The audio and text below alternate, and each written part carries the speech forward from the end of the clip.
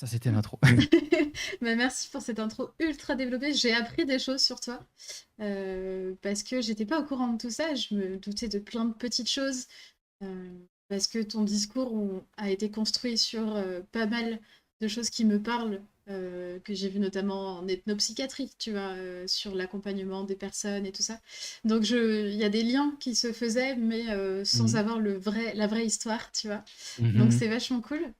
Très heureuse de t'accueillir en tout cas pour parler de ce sujet qui donc croise tes centres d'intérêt et les miens, parce que enfin, la grande aventure existe principalement pour parler d'accessibilité, de diversité et d'inclusivité. Mhm.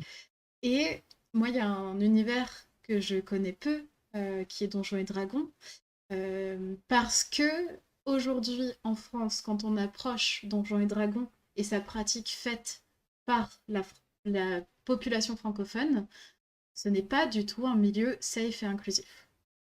Mais je découvre par toi qu'on peut le rendre safe et inclusif et qu'en fait, même dans l'histoire de Donjons et Dragons, il y a plein de choses qui ont été faites pour l'inclusivité qu'aujourd'hui, moi, je ne retrouve pas dans la communauté francophone. Donc voilà C'est ça. d'où vient le sujet d'aujourd'hui pour les gens qui arrivent. Euh, et donc, Nathalie, tu as fouillé plein de choses, tu as lu plein d'articles, tu as été Plein. te documenter énormément pour ce sujet.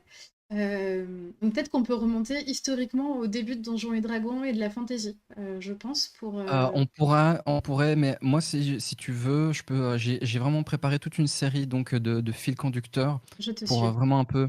La première chose, en fait, il y a déjà certains points qui étaient très importants et je voulais d'ailleurs en discuter avec toi. C'était un peu quel est l'avis. Alors, moi, j'ai toujours baigné dedans, donc je sais qu'il y a du gatekeeping, il y a des vieilles problématiques qui sont depuis très longtemps.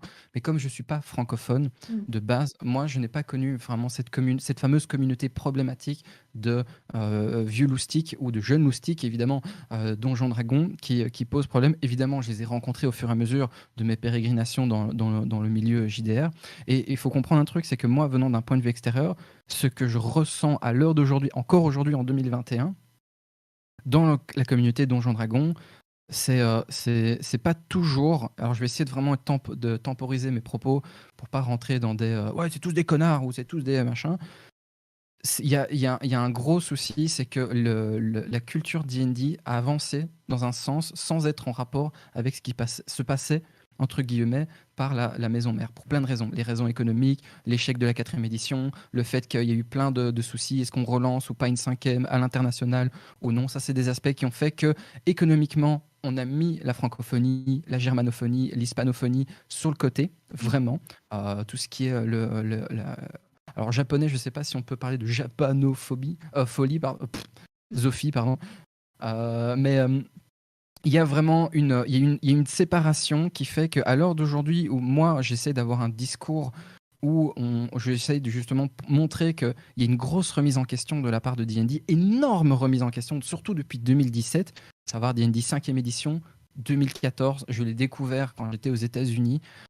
C'était année d'ailleurs où j'ai rencontré Monsieur Matthew Mercer, euh, avant qu'il soit connu grâce à Critical Role, qui était déjà à ce moment-là un podcast incroyable.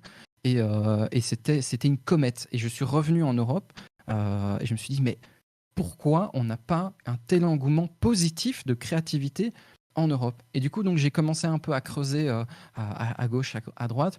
Et en fait, ce qu'il y a, c'est que Donjons Dragons, en fait, il y a en fait des racines profondes dans le monde de la fantasy. Et également les problèmes qui sont liés aux racines de la fantasy. Donc, je vais prendre mon premier article j'avais pris. Attends, où est-ce qu'il est? Il est juste ici, voilà. Donc, globalement, Wizards of the Coast, la société est donc à l'origine de Donjons Dragons. Je vais repartir du début. Imaginons, je parle à des gens qui ne comprennent pas, qui ne savent pas ce que c'est Donjons Dragons, qui ne sont plus du tout intéressés, l'évolution, tout ça, tout ça. Ils en ont au-dessus, par-delà la troisième corde. Mais voilà, Wizards of the Coast, la société à l'origine donc de Donjons Dragons, s'est engagée à revoir les idées, surtout le principe, l'idée de race intrinsèquement mauvaise, notamment. Il y a eu la question avec les orques, les elfes noirs, ou encore le peuple Vistani dernièrement, puisque voilà, pour ceux qui ne savent pas, moi je masterise la campagne de la malédiction de Strahd, qui est une campagne que je bouffe depuis maintenant 19 ans, que je maîtrise de long en large, première, deuxième, troisième édition, les équivalentes, quatrième édition en jeu de plateau, cinquième édition, les évolutions, les retravaux, le travail, etc. Dans son célèbre, évidemment, dans son célèbre jeu de fantasy. Voilà. Wizards of the Coast, qu'est-ce qui s'est passé? Ils sont engagés à mettre l'accent sur la diversité et à supprimer en fait de sa gamme de produits tout langage à connotation négative, raciale ou autre. Et les fans en fait demandent à la société également de tenir leurs promesses. Ça, c'est un truc qui est très important. C'est qu'il n'y a pas juste une promesse, c'est également il y a une problématique. On veut avoir des solutions et surtout les gens attendent que les solutions soient concrètes sur le terrain dans le jeu. Je ne suis pas encore le porte-parole de Donjons Dragons, juste voilà, une fan de cette licence. Je tiens vraiment à apporter tout ce bagage-là. Il faut comprendre également, avant d'aborder la question de ses racines, etc., que la différence entre les problématiques raciales et l'anti-woke culture aux États-Unis est très différente des problématiques francophones, puisque voilà, les États-Unis ont leurs principes culturels, évolution culturelle particulière. Nous, on en est encore très différents. Néanmoins, il y a des parallèles qui peuvent se... Clairement, il y a vraiment des parallèles qui peuvent se faire. Donc, on doit faire la différence, mais également accepter qu'il y a des choses qui peuvent devenir aussi dangereuses ou aussi positives qu'il y a chez eux. Pour ceux qui ne le savent pas, Donjons Dragons, communément appelé Donjons Dragons D&D, est un jeu dans lequel où un groupe de joueurs crée des personnages, lance des dés et navigue dans ce qu'on pourrait dire dans une narration, dans une histoire supervisée par un MJ, par un maître du donjon. Voilà, c'est vraiment le père fondateur en 1974, alors 74 parce que je suis belge. Le jeu donc a publié donc une 5e édition en 2014, comme je te disais un peu plus tôt, qui est devenue globalement en fait c'est devenu sa plus populaire jamais établie. Pour te donner une idée, j'avais fait une vidéo à ce niveau-là où je parlais en fait qu'à l'heure actuelle en 2020, chiffre de 2020, on a à peu près 2 à 3 fois plus de joueurs et de joueuses qu'il y en avait à l'époque de la Golden Age, ce que les vieux appellent la Golden Age, où oui, à l'époque, on pouvait tout faire, machin, etc. On a 3 fois plus, entre 2 et 3 fois plus de joueurs actuellement. 50 millions de joueurs, Donjons Dragons uniquement à travers le monde, 44 à 48% de femmes. Et donc, à ce niveau-là, je vais faire la comparaison à 2013, où j'avais fait mes études, où j'avais fait ces recherches, où on est à 3% de femmes seulement. On est à 2 millions de joueurs dans le monde en 2013, et on est en 2020, donc 7 ans plus tard, 50 millions avec une proportion de 50-50.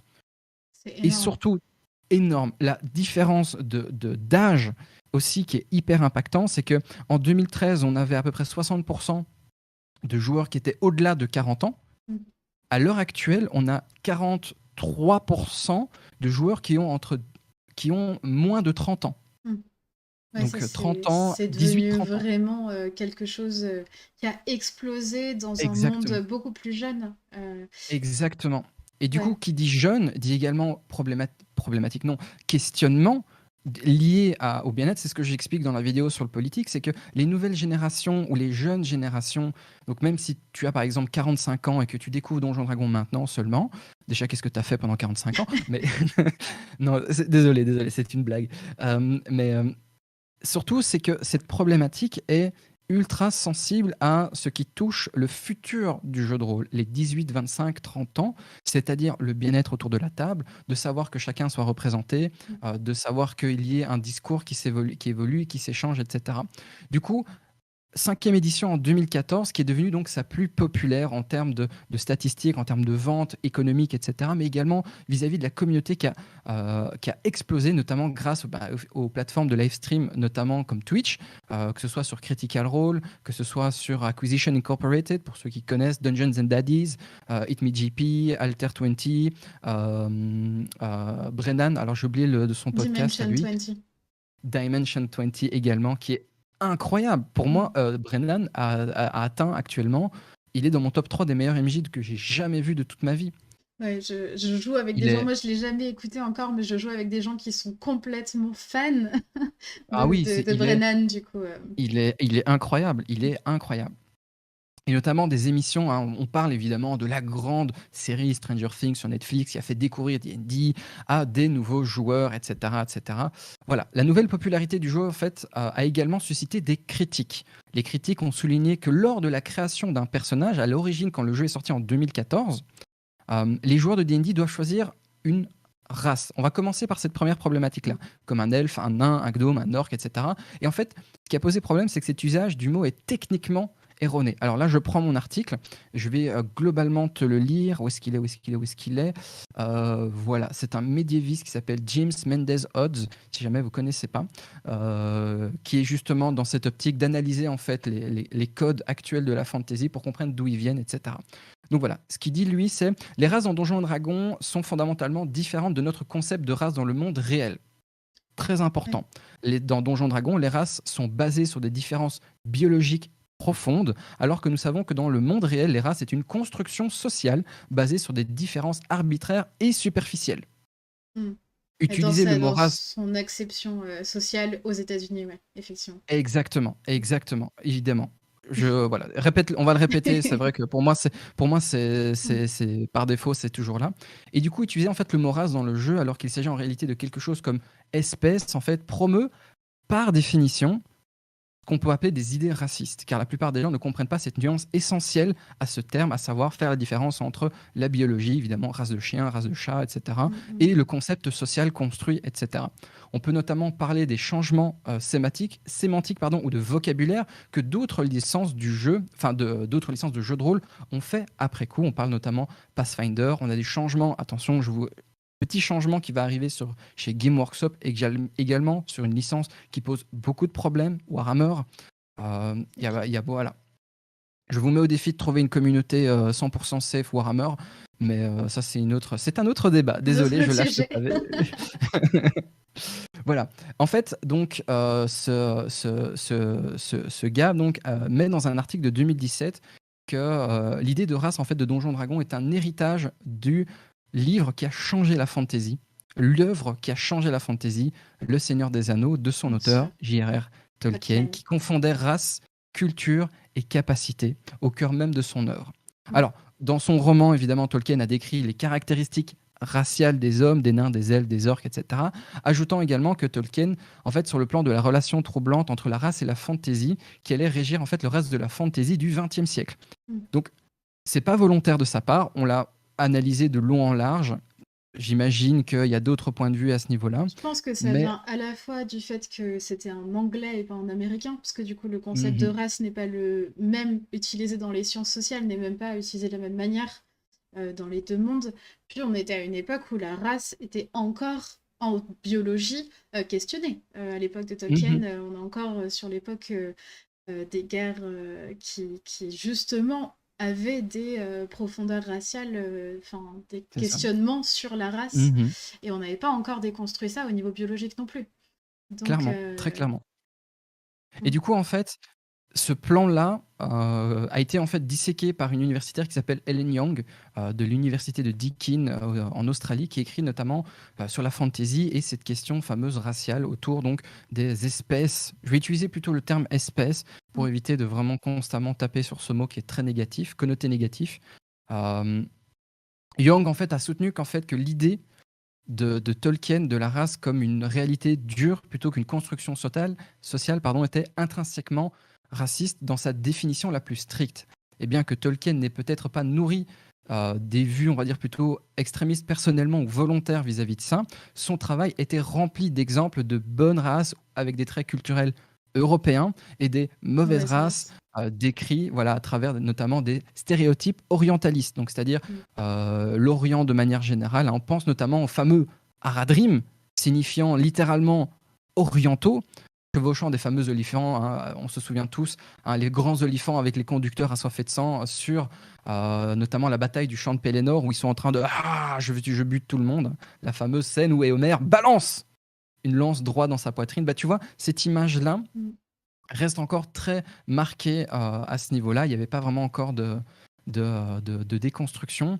Et en fait, quand on porte un petit coup d'œil au manuel du joueur de Donjons et Dragons 5e édition et à la base de données de ressources en ligne, en fait, on a un aperçu de la façon dont la fantasy moderne a intériorisé les idées de Tolkien sur la race. Volontairement ou pas volontairement, on est resté là-dessus. Cette œuvre a tellement marqué les gens que ces concepts-là, pas l'œuvre en elle-même, mais les concepts en fait qui sont derrière, qui se développent et qui continuent à structurer tout l'ensemble qu'il y a derrière sur ces concepts-là, en fait, définissent la fantasy du XXe siècle encore à l'heure actuelle. Alors évidemment, on a des nouveaux auteurs, on a Martin notamment qui a déconstruit les espèces différentes, etc., etc. On a évidemment le disque monde, on a voilà l'épée de vérité, la quête des Willan, on a Eragon, je sais pas trop comment le prononcer. Mais voilà, il y a eu d'autres auteurs derrière qui ont déconstruit, mais ils n'ont pas eu autant d'impact que cette première œuvre qui était le Hobbit, le Seigneur des Anneaux, et du Et coup, qui est la base de construction de Donjons et Dragons, d'ailleurs. alors Selon ce que... Gygax ne supportait pas le Seigneur des Anneaux. Il trouvait ça Ok. trop long. Il a dit c'est à l'opposé de ce que je veux. C'est à Ok. l'opposé. Parce que moi, Il était plutôt.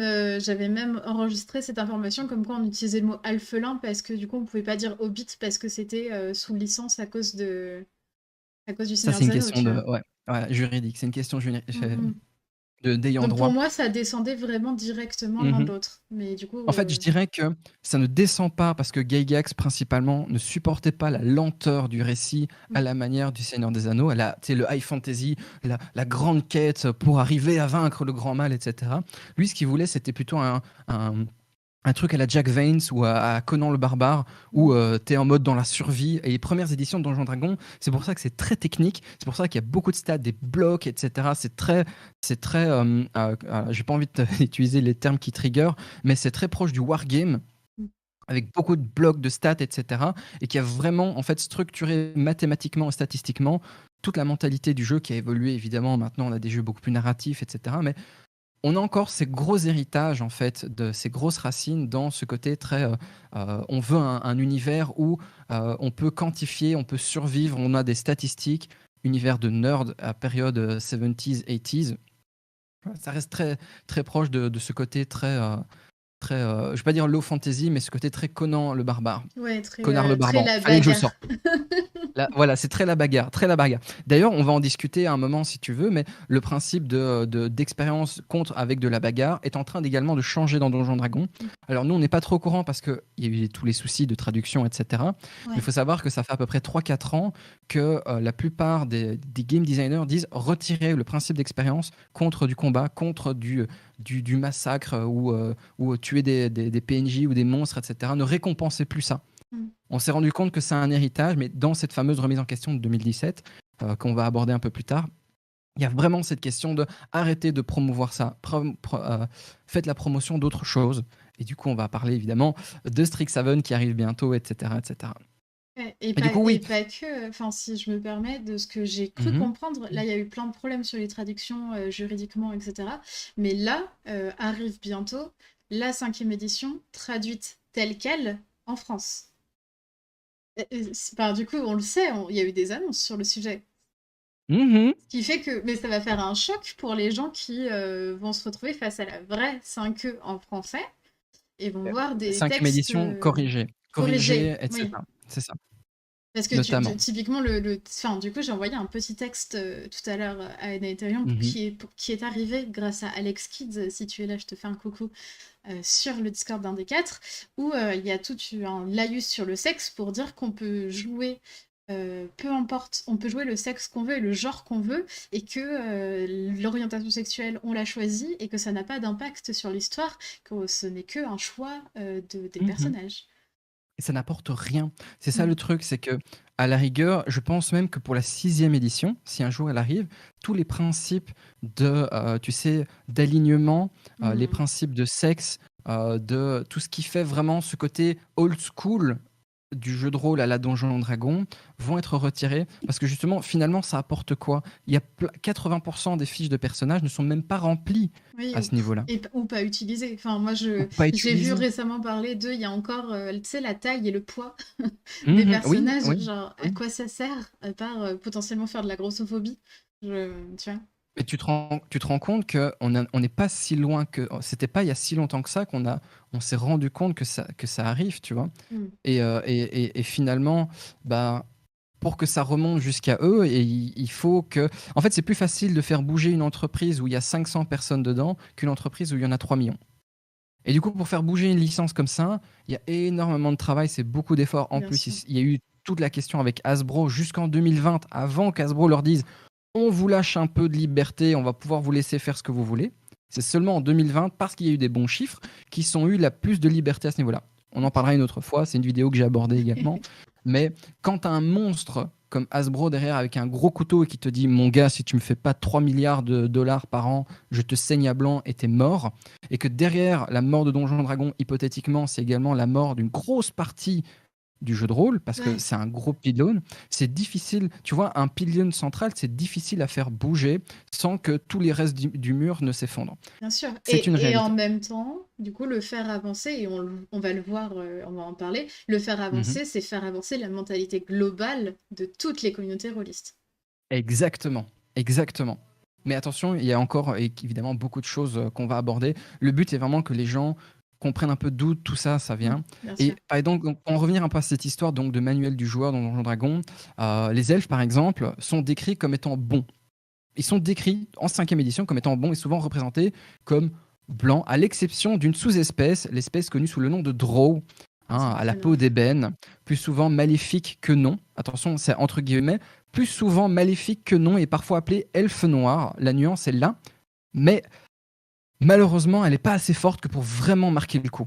Mm. Attention, ils sont plus souvent maléfiques que non. C'est pas suffisamment marqué pour que on ne fasse pas le lien de elfe noir égale mauvais. Ah, Ouais. bon elfe égale blanc. Et d'ailleurs, un grand C'est quand nombre de campagnes aujourd'hui francophones sont, enfin, je pense notamment à Anatazerine, tu vois, qui est la campagne phare de Chroniques oubliées Fantasy. Mhm. On se bat, il y a des elfes blancs qui se battent contre des elfes noirs qui sont maléfiques, tu vois. C'est ça, c'est Mm. ça. Et encore, tu vois, de nouveau, on reste sur ce concept très ancré de construction d'espèces, de Mm. races, en fait, Ouais. Et bien contre mal, etc. on nous parle Tu vas voir, d'essentialisation morale des espèces, et c'est dans le voilà. chat, et c'est clairement ça. Mhm. On parle, par Qui exemple, a commencé à être déconstruit parce que clairement, on dit, enfin, ce que tu dis, moi, ça me fait plutôt me dire que on laisse la porte ouverte à ce que les draws ne soient pas mauvais, même si ils sont plus souvent mauvais qu'autre chose, tu vois. eh bien, tu sais quoi? Ça fait à peu près 2 mois où, en fait, Donjon Dragon a sournoisement lâché l'avenir qui va se passer vis-à-vis de ces espèces-là. Et en fait, ce qu'ils ont expliqué, c'est que ce que l'on a connu pendant 40 ans, en fait, des Drow, ce n'est qu'une cité. Hmm. Menzoberranzan, qui est sous la domination d'un archidémon, non, d'un démon qui s'appelle Lolth, la reine araignée. Hmm. Et en fait, le seul contact qu'on a eu dans les royaumes oubliés avec les Draux viennent uniquement de cette énorme cité, énorme capitale. Mais qu'en réalité, il y a d'autres cités ailleurs qui sont cachées depuis le début. Et en Hmm. fait, ce qu'ils veulent faire par là, c'est briser cette espèce de lien qu'il y a eu avec le lore en disant on va pas rester bloqué le lore comme ça. Maintenant, le but, c'est d'ouvrir les vannes et de laisser la possibilité aux Drow, notamment à Drist, de justifier pourquoi il a été choisi par les dieux pour ne pas être violent, raciste, Ouais. xénophobe, comme le reste de la société, civilisation, construction sociale, familiale, économique, etc., politique et tout, propre à la civilisation Drow. Le Mais but ils là sont actuellement, obligés de le faire en restant ancrés. Enfin, c'est intéressant c'est ce que ça, tu dis parce que du coup, ils peuvent pas juste dire OK, on change le lore, c'est fini, maintenant c'est c'est ça. plus ça. C'est non, on part de ça, on vient pas vous dire que tout ce que vous avez fait jusque-là c'était la mauvaise chose, et on vous dit que Mhm. non, ça vous pouvez le poursuivre, mais l'élargir et aller plus loin que ça, quoi. C'est ça.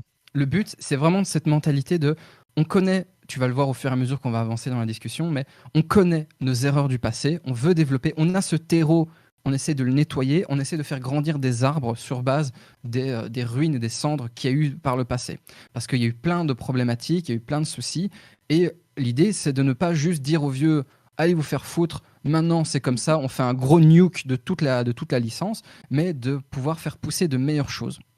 Et ces meilleures choses passent notamment par on a connu ça, c'est vrai.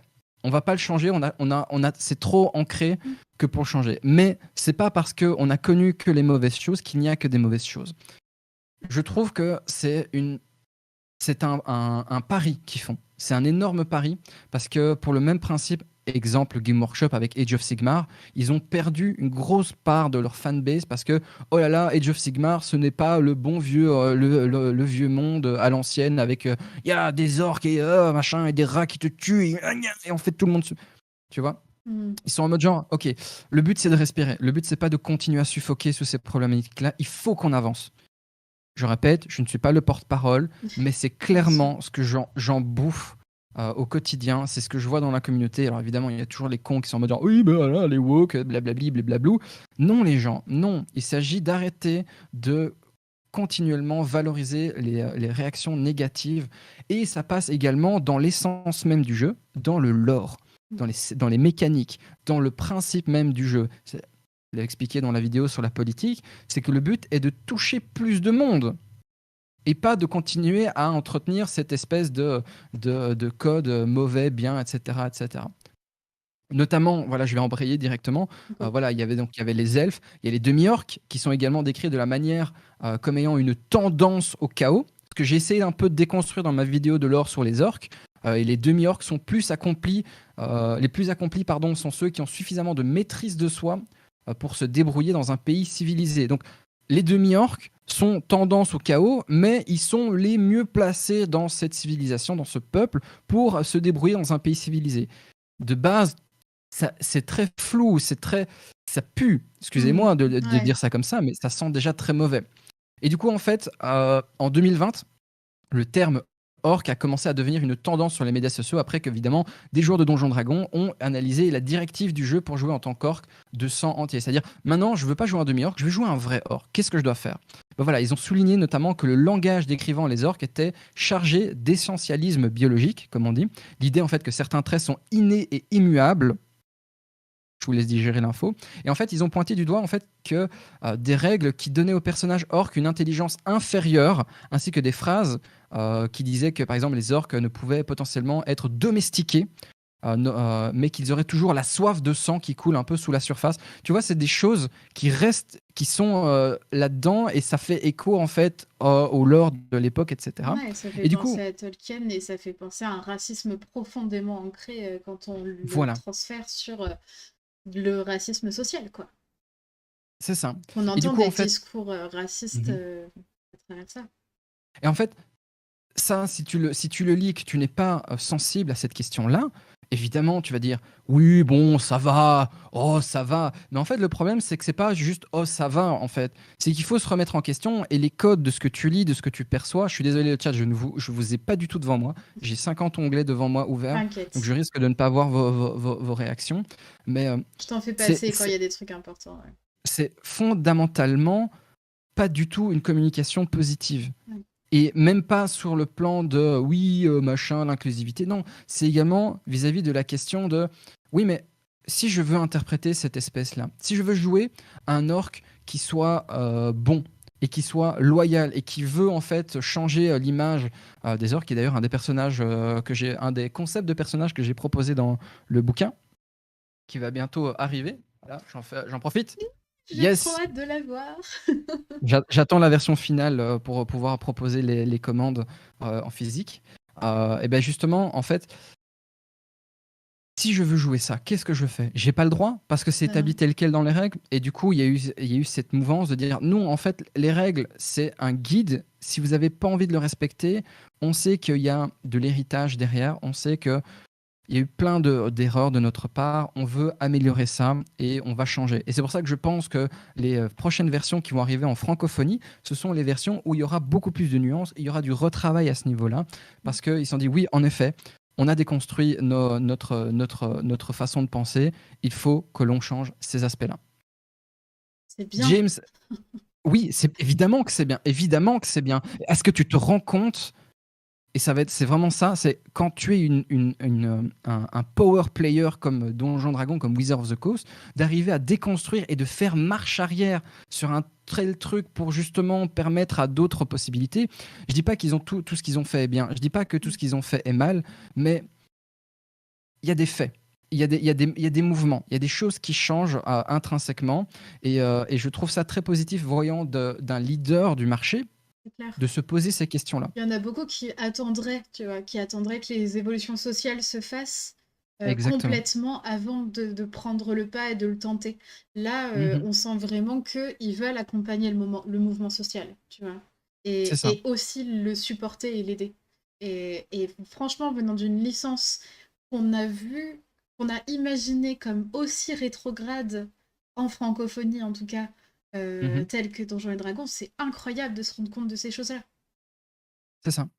Et attention, hein, parce que là on voit, excuse-moi, on voit l'aspect final, mais il y a eu tout un questionnement, il y a une Bien remise en sûr. question, déconstruction, il y a eu des associations énormes, hein, les Mermaids principalement, pour tout ce qui est la question des LGBTQIA+, Mm. qui a également été là-dedans, les associations, les Asian Defender, qui ont Mm. également posé certains trucs, qui disent non, ça ne va pas, ça ne convient pas.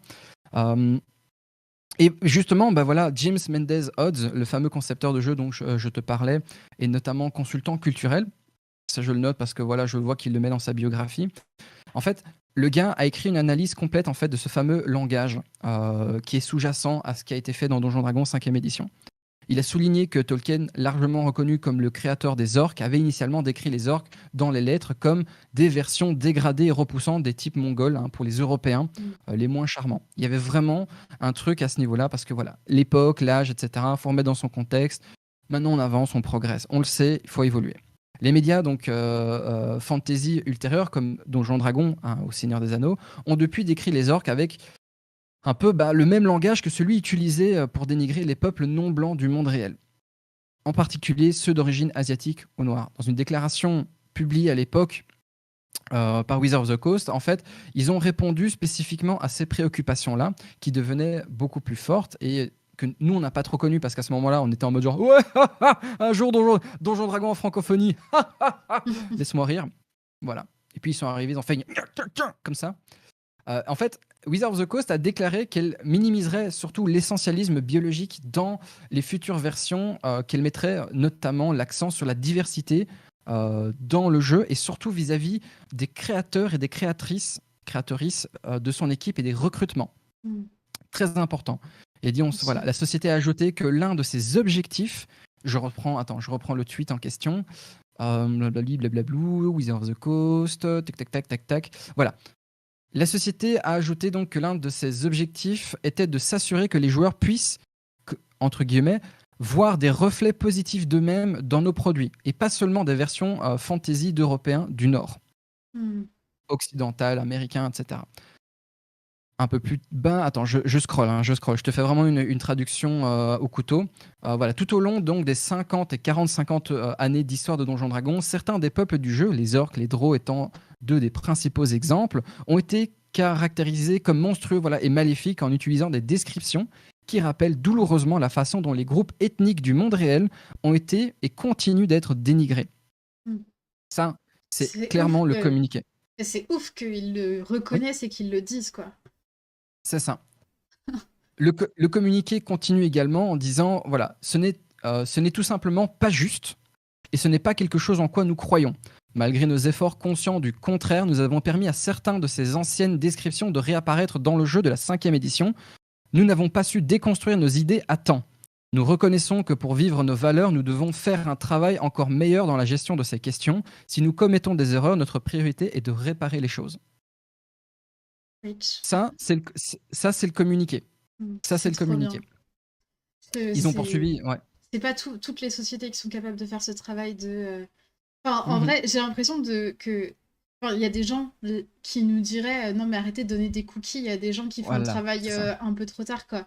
Mais sur une échelle aussi large et grande que Donjons et Dragons et que cette licence qui est majeure dans l'histoire du jeu de rôle, en Oui, fait, il mais fallait qu'ils le fassent, quoi. Alors oui, on est content, oui, on donne des cookies pour quelque chose qu'ils auraient dû faire, de fait, mais c'est bien qu'ils le mhm, fassent, quoi. c'est ça. Et c'est globalement ce qui a été relevé par beaucoup d'associations, Mm. c'est que au moins vous avez le courage et les guts De le les dire. tripes Mm. de le dire, de le faire et de proposer des choses, d'écouter au moins quand les gens vous font des remarques et de ne pas juste dire oui mais c'est une minorité. Parce que si c'était juste une minorité, ils auraient continué à faire de la merde. Mm. Et un des enfants bâtards de Gygax a sorti son fameux TSR old school, je sais pas quoi, Mm. en mode genre anti-woke, etc. Que même les anciens joueurs étaient en mode genre nous on n'a plus rien à voir avec ça. Mm. TSR est mort depuis très longtemps. Si lui veut relancer le truc en mode genre oui mais nous on fait le vrai Donjon Dragon, nous on n'a plus rien à voir. Et il s'est pris un backfire de fou. Enfin bref, on va pas relancer la discussion. Non, clairement pas. Mais Mm. Déjà, ça sert à rien. Et surtout, bah voilà, Wizard of the Coast a poursuivi en mettant en avant les parutions récentes qui peignent une version plus nuancée des orques, des drows, et a souligné en fait que la société avait révisé le langage racialement insensible, notamment dans Curse of Strahd, un livre donc de Donjons Dragons, la grande campagne Ravenloft sortie en 2016, et surtout aussi également dans La Tombe de l'Annihilation sortie en 2017.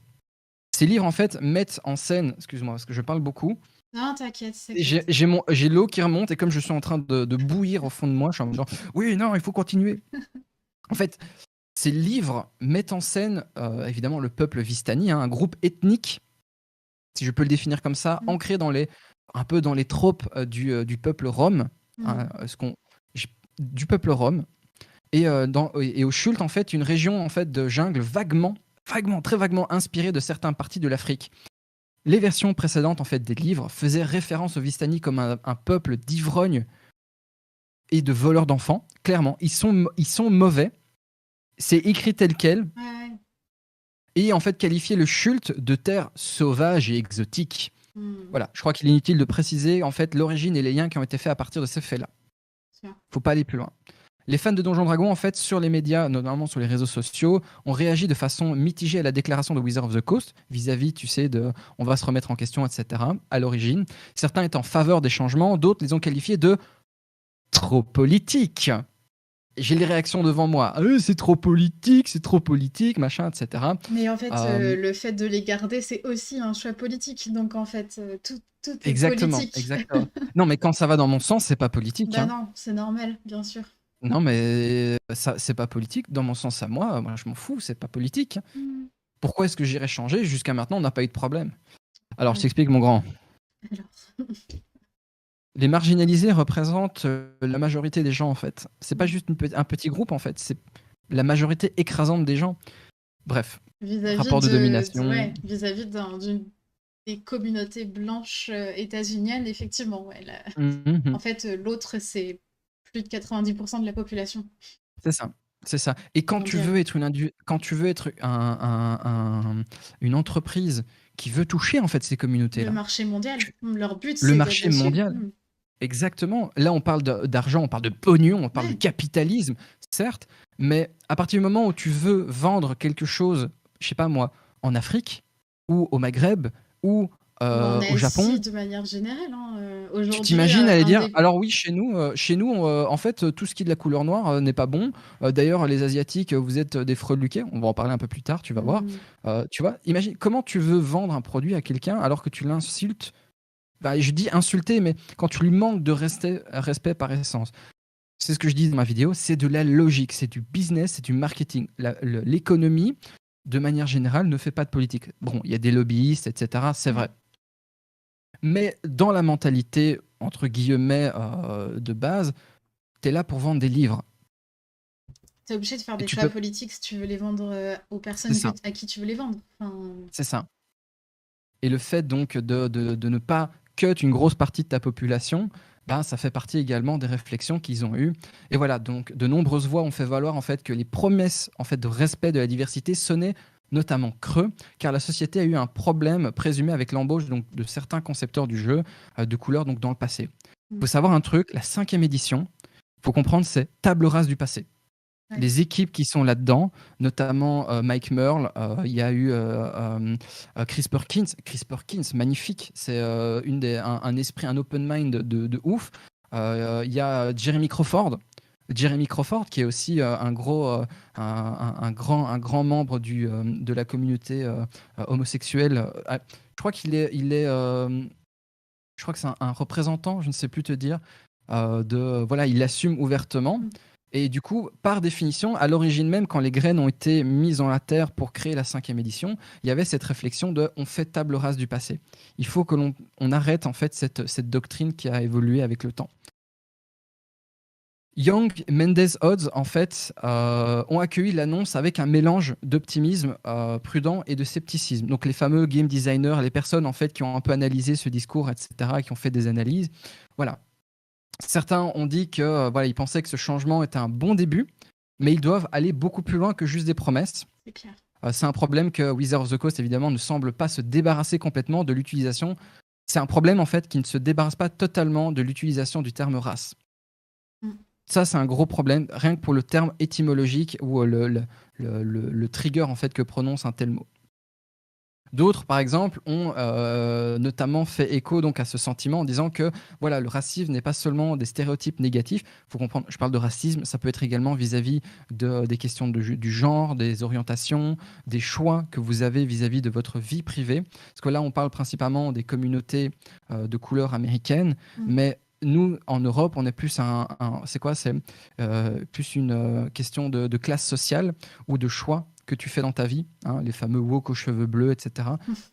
Voilà. Il faut comprendre que quand je dis un terme, en fait, il faut également faire le lien, le travail de comprendre que l'adaptation en Europe est différente, mais similaire. Je fais une toute petite parenthèse vis-à-vis du Vas-y. chat. Evelyne, quand on fait de l'inclusif qui ressemble à un lien, Twitch met des étoiles, du coup on n'a pas l'intégralité de ton message. Voilà. Sache qu'on ne peut pas savoir ce que tu as dit, mais effectivement, il y a encore des critiques et il y a encore un problème au niveau culture d'entreprise de Wizard of the Coast, ça c'est sûr et certain. J'ai envie de dire en 2021, quelle entreprise n'a pas des problèmes? Non pas pour nettoyer, mais à partir du moment où on comprend en fait qu'il y avait des problèmes depuis toujours, c'est un truc. Allez, Oui, puis dans le attends, patriarcat, ouais. attends, je me rends compte que ce que je viens de dire n'est pas correct. Ce que je viens de dire est en mode genre, oui, machin, c'est pas leur faute. C'est pas ça Ouais, que je voulais dire. non, c'est leur faute, mais c'est la faute du patriarcat et de la domination systémique qui existe partout à l'heure Mhm. actuelle. Enfin, ouais, du coup, Evelyne disait, il y a des critiques qui émergent au niveau de leur traitement de certains de leurs employés marginalisés. Ouais. Et oui, Ouais, ça c'est vrai. bien Ça sûr. c'est un truc qui est en train d'être relevé aussi. Là, je suis très curieux de voir d'ailleurs concrètement ils vont réagir. Je pense notamment à la situation qu'il y a eu avec Kate Welch et autres. Je vais pas rentrer parce que sinon, je te jure, je vais partir dans 10 milliards de trucs. Ouais, mais je pense que c'est un sujet que on essaiera peut-être un autre Mhm. jour de creuser par rapport aux suites qu'il y aura. C'est ça. Et du coup, globalement, donc, Young explique, donc elle souligne en fait que la suppression des concepts de jeu tels que le fait que les personnages orques commencent avec une intelligence inférieure serait donc une étape, ce qu'elle dit, beaucoup plus importante, car elle pourrait notamment supprimer la fameuse logique de conception de race en elle-même. Hein. Wizard of the Coast a d'ailleurs indiqué dans sa déclaration qu'elle irait dans ce sens dans les prochaines versions du jeu, et on a vu arriver ça notamment avec la sortie du Tasha's Cauldron, le chaudron de Tasha, qui est en gros un player handbook numéro 2 où justement on retire en fait toute une partie des règles en disant écoutez, ça c'est pas bon, si vous voulez réadapter, voici les nouvelles façons de comprendre le jeu, ne mettons plus d'aspect négatif, moins 1 en intelligence pour les orques, etc. etc. Young déclare également que voilà, on espère que l'embauche diversifiée sera plus qu'un geste symbolique. Employer des personnes de couleur issues de différents milieux et valoriser véritablement tout ce qu'elles apportent rendra le jeu plus original, créatif et intéressant, ainsi que moins foncièrement raciste. Ça va? Tout va Ouais, bien? ouais, Je te perds pas? t'inquiète. Je gère des trucs en même temps dans le chat, mais je te suis, t'en fais pas. Bannez-le! Bannez-le tous! Voilà. En fait, ce qui reste à voir surtout, c'est est-ce que Wizard of the Coast parviendra vraiment à atteindre ses fameux objectifs. La volonté de l'entreprise de reconnaître notamment ses défauts comme... en fait, je pense que ça donne au moins de l'espoir. Ça donne de l'espoir. Mm. Est-ce que ça va être fait? Est-ce que ça va pas être fait? Là, ça sera vraiment un peu le backfire ou une avancée. Voilà, on sait en fait que l'équipe créative de Donjon Dragon en fait se trompera encore et encore de nombreuses fois, c'est vrai, sur le chemin de la fameuse réalisation de ses promesses. On change pas en quelques années près de 40 ans d'habitudes négatives. C'est ce que je te disais un peu plus tôt. Ouais, bien sûr. Ce qui n'est pas grave. Ce qui n'est pas grave en soi. Je pense que l'on peut dire que ce n'est pas grave s'ils reconnaissent et itèrent sur leurs erreurs avec grâce plutôt que sur la défensive comme on l'a déjà vu sur certaines autres licences. Oui, mais de toute façon, on peut plus rien dire. Oui, oh, machin, etc. Pas sur la défensive. On a fait une erreur. En tant qu'entreprise, on change. C'est la force de cette licence. Mm. Pour s'élever, en fait, Donjon Dragon doit mettre en avant les perspectives des joueurs vulnérables. Ce n'est que lorsque nous pourrons parler en fait en toute sécurité que ces joueurs pourront parler en toute sécurité, qu'ils pourront notamment commencer à écouter également ce qui est proposé ailleurs. De nouveau, communication, inclusivité, ça part dans tous les sens. Voilà, on parlait d'inclusivité, mais ça va également qu'il faut pouvoir écouter ces gens-là et arrêter de juste être sur la défensive et de se bloquer. Ce qui nous mène en fait à la suite du sujet que je voulais un peu aborder ce soir, c'est le fameux chemin un peu périlleux vers la diversité et l'inclusion dans une licence qui comprend autant de mondes de différentes générations comme Donjons et Dragons. Wizards of the Coast, évidemment, comme je te disais, ils ont promis en fait de rendre Donjons et Dragons plus inclusif, de manière générale. Ouais, mais Faut- après, à voir jusqu'à où ils vont, C'est ça. jusqu'où Et ils vont là, et qu'est-ce qu'ils notamment, font. et là, on va parler un peu de son passé problématique, puisque à l'heure actuelle, en fait, il vend encore des livres comme les Oriental Adventure, notamment sur la DM's Guild. Le fameux, il y en a d'autres évidemment, mais celui-là a vraiment été mis en avant. Cela montre en fait qu'il y a encore un long chemin à parcourir pour parvenir à relier le passé à son présent, pour construire son futur, le futur de son jeu. Ouais, alors du coup, moi sur ce sujet, j'ai vu que du coup ils allaient faire un L5R5E. Ça fait peur, Ouais, tu vois. Ça fait peur d'un nouveau Oriental Adventures encore une fois. Enfin, ça dépend qui est derrière. Ça dépend qui est derrière. oui, ça Par dépend à exemple, quel point ils font de l'appropriation culturelle ou pas. exactement, mais tu rigoles, mais c'est Ouais, non, exactement mais ça. oui, bien sûr. Dans la question du... Attends, où est-ce qu'il est? Où est-ce qu'il est? Attends, 2 petites secondes. J'ai trop de livres Donjons Dragons, j'arrive pas à les lire. D'ailleurs, Dans pendant le que Kindle... tu cherches, juste Kokishin demandait si tu pensais qu'ils vont intégrer les corrections dans Tasha dans le manuel du joueur VF. Non, je ne Non. pense pas. Alors de nouveau, je ne suis pas porte-parole. Oui, Je c'est pense ta pensée à toi. qu'ils vont d'abord... En fait, ils vont reprendre la licence là où est-ce qu'elle aurait dû évoluer. Savoir en fait qu'à l'heure actuelle, le jeu que vous avez dans le Player Handbook et le jeu que l'on a actuellement, le Player Handbook représente, je dirais, à peu près un 12e de l'ensemble des possibilités qui sont présentées au total à l'heure actuelle dans Donjons Dragons anglophone. Mm. En fait, il y a eu un noyau, et globalement, vous pouvez tout retirer et pouvez mettre d'autres pièces à la place. Que ce soit le principe donc notamment des alignements, que ce soit le principe des points de vie également. Il y a d'autres choses qui ont été proposées, du développement de personnages, des jeux plus roleplay pour féliciter et récompenser le roleplay, notamment avec Strixhaven qui arrive, avec le Witchlight qui arrive, qui va proposer une révision du système, si je dis pas de bêtises. Ils vont proposer une révision du système pacifique. Donc vous Mm. pouvez gagner des niveaux, avancer dans l'histoire de manière pacifique, sans avoir à sortir la moindre arme. C'est le but, de ce que j'en ai compris, C'est trop bien. du Beyond the Witchlight. Justement parce que voilà, ils veulent rester dans la féerie où, pour ceux qui ne savent pas, dans le lore, la féerie, le meurtre n'est pas du tout, le massacre n'est pas du tout accepté. Mm. Un peuple très important les fait d'ailleurs dans le jeu, dans Donjons Dragons.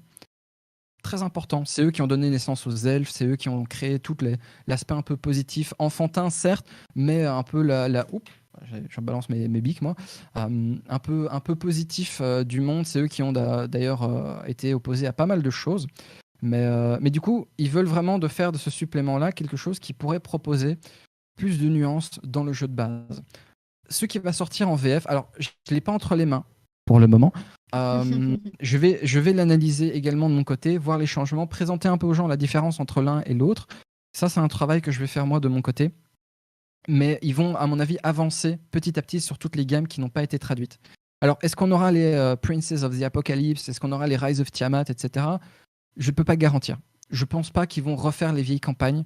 Ils vont plutôt se focus sur les bouquins à sortir en termes de règles, en termes d'univers. Ravnica qui s'est bien vendu, est-ce qu'ils vont le faire ou pas? Je ne pense pas. Acquisition qui est encore... En gros, Acquisition Incorporate, c'est une version du jeu en mode humoristique. Mm. Si tu fais... En gros, il y a tout un paragraphe qui explique que si tu fais des bons jeux de mots, tu gagnes des points d'expérience ou des niveaux. Tu dois faire des grosses vannes. Tu vois, un peu... Dis-moi. Non, mais vas-y, finis sa phrase. J'ai cru que tu l'avais fini. Non, mais voilà, globalement, c'est, tu vois, il y a différentes versions en fait du jeu Ravenloft. On va aller d'un côté Gothic Horror, Dark Fantasy, etc. Et en fait, il faut qu'on rappelle bien qu'avant tout, D&D, c'est avant tout un système de jeu. Mm. C'est avant tout un système de jeu qui essaye d'évoluer avec le temps. Et ben justement, ce que tu dis, ça répond parfaitement à la question dans le chat à laquelle je voulais réagir, qui nous dit c'est tout de même étrange que les gens aient besoin de règles pour ne pas opter pour des solutions violentes. Alors oui, mais en fait, justement, vu que c'est un système de jeu, donner des solutions pacifiques au sein même du système, ça fait évoluer la mentalité du système en lui-même et donc des joueuses qui l'utilisent.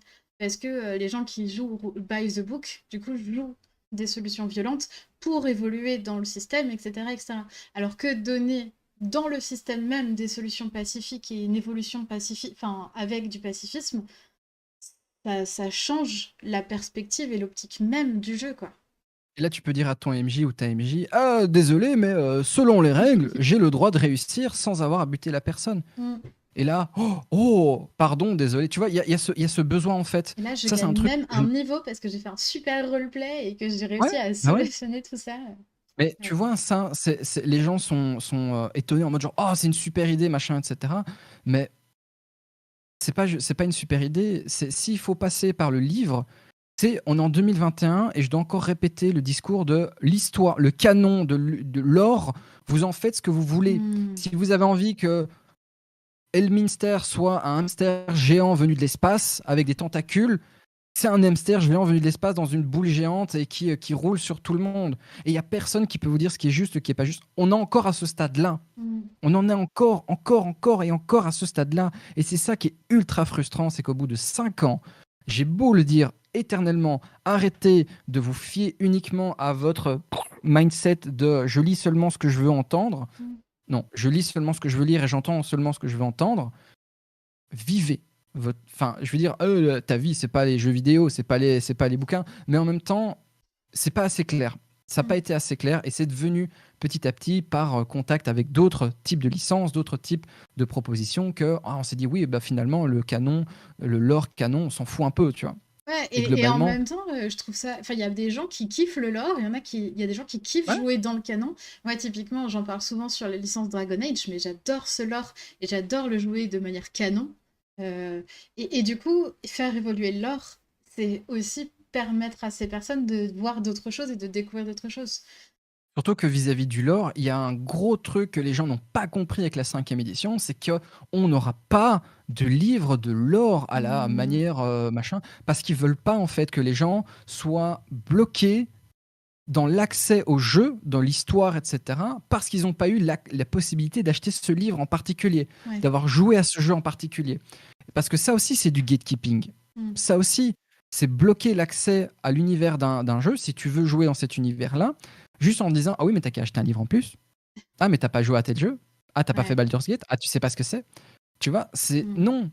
Non, je suis désolé. Et ça, c'est sensiblement différent dans la conception même du jeu. C'est que on vous propose un jeu qui évolue, on vous propose des contextes en fonction du livre qu'on vous présente entre les mains. Typiquement, Ravenloft, on va parler de tout ce qui est corruption, de tout ce qui est déchéance des héros, de la dark fantasy, de l'horreur, etc. Mais on ne veut pas vous dire ce qui est bon et ce qui est mauvais. Hmm. Arrêtez de nous en demander. Et ça, les gens sont encore. Eh, Naetherion, tu sais, c'est quand qui sort un livre sur l'histoire des royaumes oubliés, s'il te plaît? Et au contraire, ça permet aussi une liberté incroyable de création autour de la 5e. C'est ça. Alors certes, il y a un peu les questions de copyright sur la 5e sont légalement un peu compliquées, mais il y a eu du coup des choses incroyables qui ont été écrites, des aventures, des scénarios, des Mhm. contextes, des choses supplémentaires. Et il y a des... Enfin, moi, je trouve ça formidable ce qui se passe autour de la 5e en termes d'émulsion créative, parce Mhm. qu'il n'y a pas de lore fixé obligatoire pour jouer, quoi. C'est ça. Il y a quelqu'un qui me posait la question l'autre jour en disant ah, est-ce que tu joues à d'autres versions de la 5e édition? Et je disais mais oui, évidemment, tout ce Mhm. que font Cobble Press, tout ce que font les plein de Kickstarter, le Dante Inferno, il y a le Imperium d'ailleurs, qui est un jeu français qui va Mhm. bientôt sortir, version 5e édition. De la SF, avec globalement de la SF en version système Donjon Dragon, avec des adaptations, etc.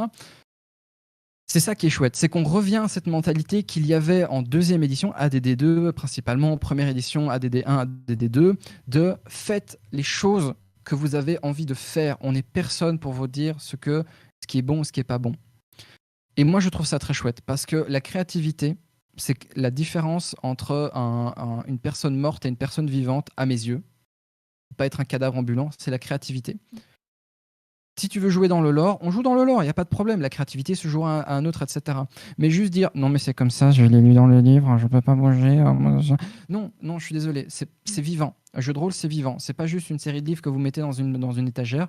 Si quelqu'un maîtrise 3 livres parfaitement, je préférerais jouer avec cette personne que quelqu'un qui a 50 bouquins, mais qui a besoin d'absolument les consulter et d'être sûr qu'au moment où il dit oui, alors tel villageois et tel mec, à tel moment, en fait, il a dit tel truc, donc il faut que j'aille vérifier. Mhm.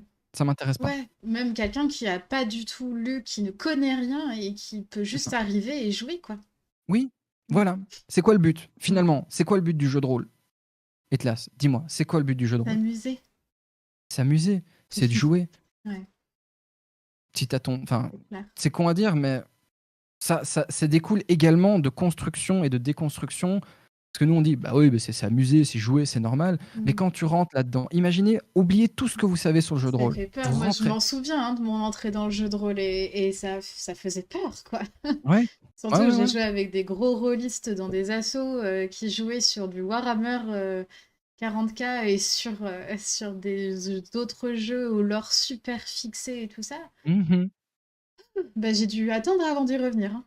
Ça m'a mis Ah ouais, du mais temps. tu te rends compte que cette digestion que tu as eue là, moi je me souviens pendant des années, j'ai dit à mes joueurs, ou à mes joueuses évidemment, puisque voilà, euh, j'ai dit, mais vous inquiétez pas, c'est juste un premier gros train qui vous passe dessus. Mais putain, mais tu te rends compte de l'absurdité de cette expérience que j'ai transmise? Oui, c'est juste un gros rouleau compresseur, tu vas voir, ça va passer. Non, non, en fait, non, ça ne devait pas se passer déjà comme ça de base, parce qu'avec Mm. le temps, on s'est rendu compte, non pas que les gens n'avaient plus d'attention, mais il y a un facteur majeur dans notre... Alors, je suis désolé, je vais rentrer dans une observation personnelle, dans notre monde, qui s'appelle le temps. Ouais. On n'a plus le temps. Mm. On n'a plus le temps, pour plein de raisons, volontaires, involontaires. Le travail, la vie de famille, les engagements, on a de moins en moins de temps. Et le jeu de rôle demande du temps. Mm.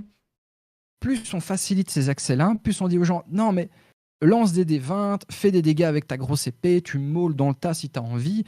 C'est plus facile que dire, alors vous êtes dans un village où pendant 40 ans, il y a eu ceci, il y a eu cela. Mm. Si tu veux jouer avec une campagne comme ça, grand bien t'en face. Mais quand vous vous lancez là-dedans et que vous vous retrouvez face à Donjon Dragon et que vous êtes, oh, 40 ans, oh, qu'est-ce que je fais? Et Est-ce que c'est je fais les jeux vidéo? Est-ce que je lis les bouquins? Est-ce et que je c'est lis la pour ça saga de Drizzt? que je ne conseille pas Donjons et Dragons à des gens qui veulent commencer en général, hein, Mhm, parce que ça fait c'est ça. peur vu de l'extérieur, je pense. Moi, Et c'est... j'oriente plutôt vers des jeux indés. Et ici, on parle quand même majoritairement des jeux indés. Et c'est pour ça Mhm, que je trouve ça hyper cool de t'inviter pour qu'on parle aussi de Donjons et Dragons, parce que il fait partie quand même de la scène. Et là, je fais une transition avec une question de Kokishin dans le chat qui est encore! intéressante. Mais d'abord, attends, juste la petite parenthèse de la blague de Sur Sansonnet qui nous dit en fait, on peut pas publier d'histoire des royaumes oubliés parce qu'on l'a oublié.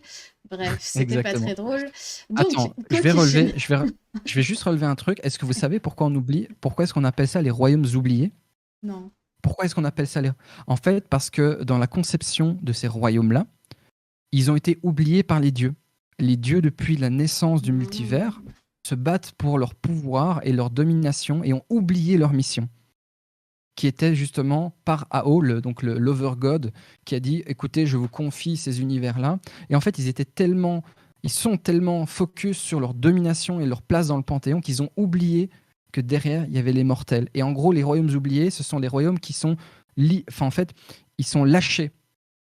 Ils sont lâchés par les dieux et ils doivent se démerder avec ça. La mâche peste, il y a eu la chute des dieux, il y a eu la fin des tablettes du destin, etc. Et eux, ils ont tout le temps pris dans leur gueule. Les mortels, de manière générale, la fin d'Abeir Tori, la séparation des planètes, etc., font qu'en fait, les mortels ont toujours passé leur existence à être oubliés par les fameux dieux qu'ils vénèrent. Et, oh, non, ils sont là pour nous. En fait, pas du tout. C'est démerdez-vous chacun pour soi. Et du coup, finalement, cette conception des royaumes oubliés est assez sombre, Mmh. contrairement à ce que l'on pense du côté high fantasy, etc. C'est que voilà, il y a des dieux, il y a des panthéons, mais ils sont en quête de pouvoir. Et cette réflexion-là pose également la question vis-à-vis des diables, qui justement, eux, sont en mode genre, en fait, vous êtes dominés par eux également. Nous, on est contre cet ordre instauré-là. On est des archanges qui avons décidé de refuser, un peu à la manière luciférien, la domination des dieux. On vous a bien pigeonné également, les dieux, et notamment Asmodeus. Et du coup, il y a ce côté où nous autres joueurs, on est entre le marteau et l'enclume, Mmh. abandonnés par les dieux. Et du coup, voilà, les royaumes oubliés. Alors, c'est pas quelque chose de canon, etc., mais c'est de ce que j'en ai compris avec Ed Greenwood, qui a vraiment créé ces univers, etc., il y a vraiment ce côté où, en fait, les royaumes oubliés, c'est pas juste parce que on les a oubliés, lol, mais c'est parce que ceux qui les ont créés ont laissé tomber, en fait, la réelle mission qui était la Mmh. leur. Si vous trouvez ça ultra cool d'écouter Naetherion parler de lore, allez sur sa chaîne, allez écouter, parce que elle parle de l'or de manière ultra, ultra, ultra cool. Et moi, je pourrais passer des heures à juste écouter ça. Mais avançons, Oh, parce que normalement, c'était un ouais. live d'une heure qui va sûrement en durer beaucoup plus, mais c'est pas grave. On nous demande quid de l'hégémonie de D&D sur la scène rôliste. Est-ce que ça n'invisibilise pas le reste? C'est une très bonne question. Et ça, Hmm. c'est une vraie. Alors, je vais pas parler au nom du monde entier. Je vais parler en termes de francophonie. Ouais. En fait, je me rends compte que, au fur et à mesure que je progresse, il y a une part de responsabilité de ma part, en fait, de ne pas juste promouvoir Donjon Dragon. J'aime ce jeu. Je le défendrai jusqu'à probablement la fin de ma vie, qui est dans 3 heures, pardon. Euh, J'adore ce jeu, mais il est également important de ma part, et je le dis régulièrement, je crois que je le dis 3 fois par semaine en stream, il y a d'autres jeux. On parle également de Vampire la Mascarade, qui est un autre jeu que j'aime énormément. On parle de Black Sad, on explique les règles en stream, on fait du game design. C'est une responsabilité en fait aux gens d'également dire, certes, j'ai mon côté favori. Moi, les gens qui viennent vers moi, c'est principalement pour 2 choses, Donjon Dragon ou alors les fonderies du MJ. Ils viennent pas pour mes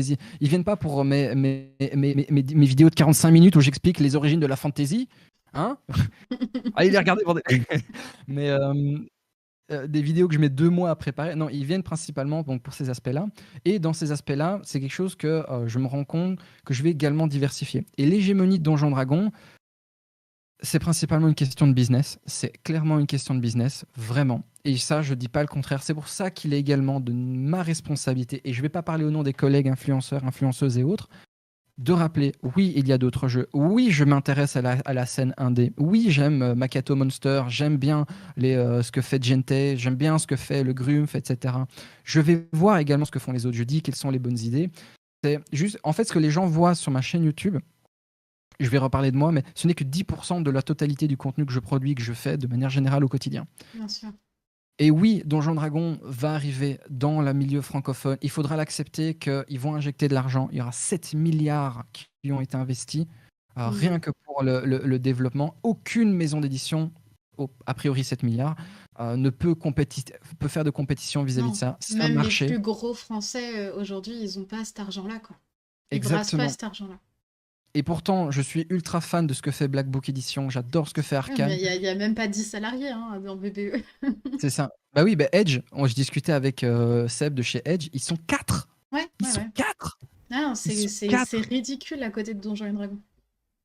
Et le vrai discours que moi je vais avoir à l'avenir, c'est oui, D&D c'est bien, c'est chouette, et bah, voilà, je vais pas vous mentir, je suis tout comme une folle quand je pense à Donjons Dragons, mais il faut pas non plus rentrer dans l'aigreur habituelle de ouais, t'as vu, que du pognon. Machin.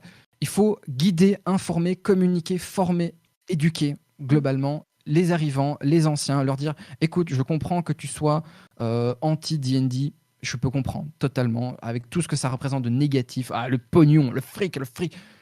Mais surtout, voilà, si tu veux jouer un univers qui est très établi, qui est très carré, qui a ses forces, ses faiblesses, etc., c'est un produit sûr. C'est un produit sûr. Retenez bien, produit sûr.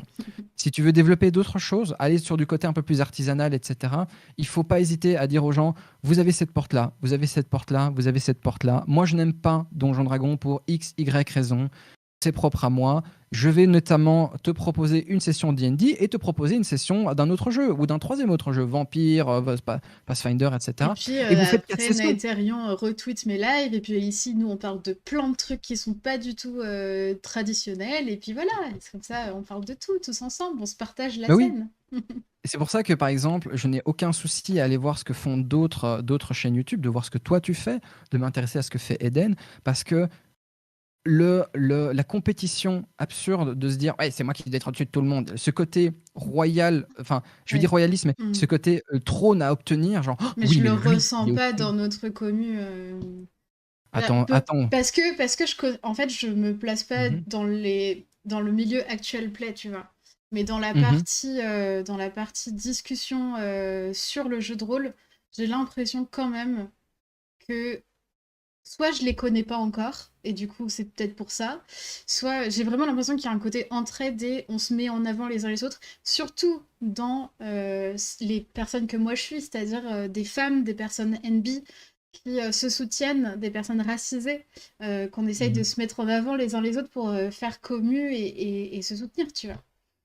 Et Et tu sais, c'est quelque chose que je t'ai dit au moment où j'ai découvert ton travail. Mm. J'ai dit, mais en fait, ça fait des années que je le promeux en disant on manque de voix, on manque de reconnaissance, ça manque de soutien et de reconnaissance à ce niveau-là. Mm. Et que en fait, la marginalisation, même dans certaines personnes que tu cites, et je les connais et tu les connais, je ne vais pas les dire ici parce que ça sert à rien de faire du name dropping, mais il y a du gatekeeping. Mm. C'est par définition, oh là là, non, lui, un jour, il m'a parlé de travers, moi, je refuse de faire de la promotion ou de dire ce qu'il fait bien. J'en ai plein. Ouais, ouais, Je ouais. connais notamment deux chaînes YouTube qui m'ont littéralement dit, face à face, on ne traite pas avec les sous-chaînes comme toi. Compétition, Waouh. etc. En pleine convention. C'est une des raisons Putain. d'ailleurs pour laquelle je refuse de retourner en convention. C'est voilà, comme ça, clash.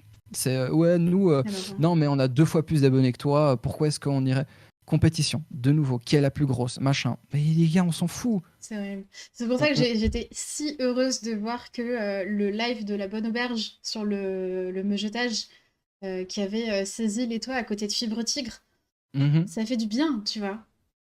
Ça fait du bien. Il y a l'Incus aussi. L'Incus. Alors je sais L'Incus, je que ne connais pas l'Incus, du coup, ne voilà. je le cite Moi, pas. je le connais. En fait, je l'ai rencontré avant qu'il lance TableQuest, etc. Ah, c'est Et le bon, MJ de Table Quest. Ok. c'est le MJ de TableQuest, et c'est Ouais, lui qui a réuni AlphaCast, JDG, Avamind, etc. Et ça fait très ouais, longtemps qu'il en fait, qu'il a envie. À l'époque où il était chez Webedia, enfin, il est toujours chez Webedia, mais ouais. voilà, ça fait très longtemps qu'il a ça et qu'il se prend des tartes dans la gueule de lol, t'es qui? Alors qu'en vrai, déjà, c'est un amour, c'est une crème. Hmm. Et ensuite, il a un très bon état d'esprit vis-à-vis de ça également. Ouais. Moi, j'ai eu un peu du mal avec le lancement de Table Quest, donc Ouais, c'est vrai que je me j'ai pas souviens, ouais, trop regardé, mais je ne doute pas qu'il y a sûrement que ce. Enfin, du coup, ça m'intéresse d'aller voir ce que lui fait parce que une personne ne fait pas le produit aussi duquel il exactement. participe aussi. Donc c'est ça. Et Moi, donc, enfin, le but, c'est au contraire de ne pas faire de gatekeeping en disant ce truc-là, c'est nul, n'allez jamais voir. Au c'est contraire, ça, allez voir si ça vous plaît et surtout ne prenez pas le produit pour les personnes qui le composent parce que c'est très différent, exactement. quoi. Si vous aimez un actual play parce que vous aimez un influenceur ou une influenceuse dedans, c'est que vous n'aimez pas l'actual play, vous aimez l'influenceur ou l'influenceuse. Et Sachez faire la différence c'est des deux. valide Si ça vous aussi. convient, Mm, ouais, clairement. mm, mm. Mais tu vois, et arriver à différencier. Mais il y a un phénomène de fanatisation. C'est ça Ouais. le truc que je voulais en revenir avec l'hégémonie. C'est qu'il y a ce côté de, il y en a un au-dessus et les autres en dessous. Mm, mm. Et en fait, pour revenir un peu à cette question, vis-à-vis notamment de Donjons Dragons, en fait, les gens s'accordent à dire qu'il s'agit principalement, actuellement, de manière globale, d'une étape positive. Mm. Bien qu'elle soit très timide encore, elle soit encore très timide. En fait, certains, bah, voilà, des gens comme Lorraine Frazier, pour ceux qui connaissent peut-être Lorraine Frazier, qui est notamment développeuse de jeux, cite qu'en fait, il est difficile de se voir dans un rôle tel que celui de Donjons et Dragons. Et ça, c'est devenu ma mentalité, qu'il est difficile de se voir à la tête d'une industrie comme celle d'une entreprise, pardon, comme celle de Wizards of the Coast, et principalement sa licence Donjons et Dragons. Si on est notamment une personne de couleur, et les nouvelles initiatives semblent le reconnaître, Mm. voire même proposer de corriger la donne. On a déjà vu dans certains de ces changements, je vous disais donc évidemment en Curse of Strahd, hein, les Vistani qui étaient paresseux, des voleurs d'enfants, etc., la tombe de l'annihilation, exotique, tribal, sauvage, etc. Voilà, ça c'est pas intéressant. Jeremy Crawford, donc je te disais un peu plus tôt, qui est vraiment le concepteur principal des règles de Donjons Dragon, a notamment abordé la question de l'alignement tel qu'il est actuellement dans Donjons Dragon, ce qui est très important. Oui, tu es bon, oui, tu es mauvais. Ouais, et puis ça a été La question- exporté de Donjons et Dragons, ça c'est devenu Voilà, hyper. Je sais pas, j'ai l'impression que même quand t'as jamais fait de jeu de rôle, tu connais cette histoire d'alignement, quoi. c'est ça. Le 25 juin 2020, 25 juin, j'ai son tweet devant moi.